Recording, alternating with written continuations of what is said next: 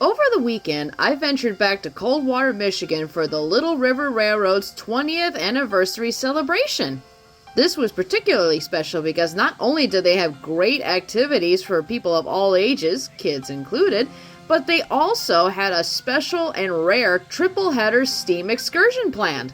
But before we begin, I better go inside the depot and get my ticket. I tell you what, I always love going into historic depots. You can just feel the history as you walk through the door. And this depot was very lovingly maintained by the family that runs the railroad. They had everything from a neat museum section to a gift shop and more. They even had a speeder park there.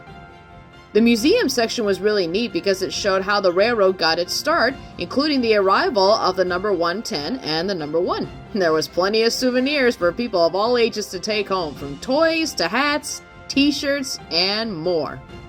You can just feel the excitement in the air as everybody got their tickets and headed out to the platform to board the train.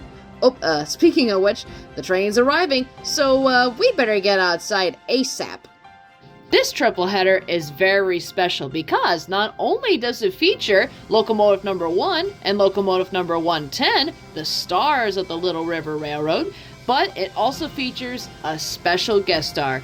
World famous nickel plate road number 765 also joined in. Let's just say it was very unique to be able to see all three of these engines coupled together. And in a way, it ranges from oldest to youngest. Who'd have thunk, right? Speaking of which, wait a second, where's number 1 at? I saw it on the track earlier. Now, where did that little tanker get to? Ah, there you are. Yeah. Quite the peppy little thing, isn't it? Well, the engines are topped off with water. Now it's time to get on board and find my seat. All of the cars in the consist have open windows and open vestibules, so we're able to get not only good airflow, but also great photo opportunities.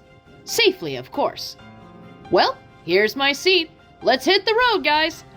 As we highballed along at a steady 25 miles an hour, we passed along a lot of people eager to catch this sight on film, and I can't quite blame them. The cars in the consist were unique because not only did we have former cattle cars that were converted into open-air cars, we also had a World War II trooper sleeper car, and a couple of ex-Milwaukee road cars. This is the one I rode in. Our conductor was Mr. Matt. He did a wonderful job, and I rank his service at 5 stars. Now comes a moment that everyone's all been waiting for, the photo run-by. Here, everybody got off in an open area, so that way we can have good spacing for pictures. The train would then back up into position and highball down the track so everybody could get a shot of this amazing sight. The signal is green, and tracks are clear. Let's go!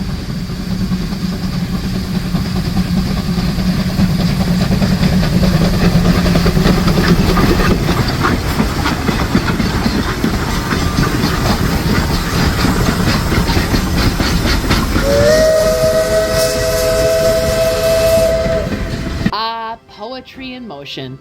Passengers began to climb on board while the crews began servicing the engines and checking the consist. This includes checking the airlines, greasing the bearings, and of course, one must also grease the rods of the locomotives. This is very essential, otherwise, let's just say it would get pretty darn noisy on the way back.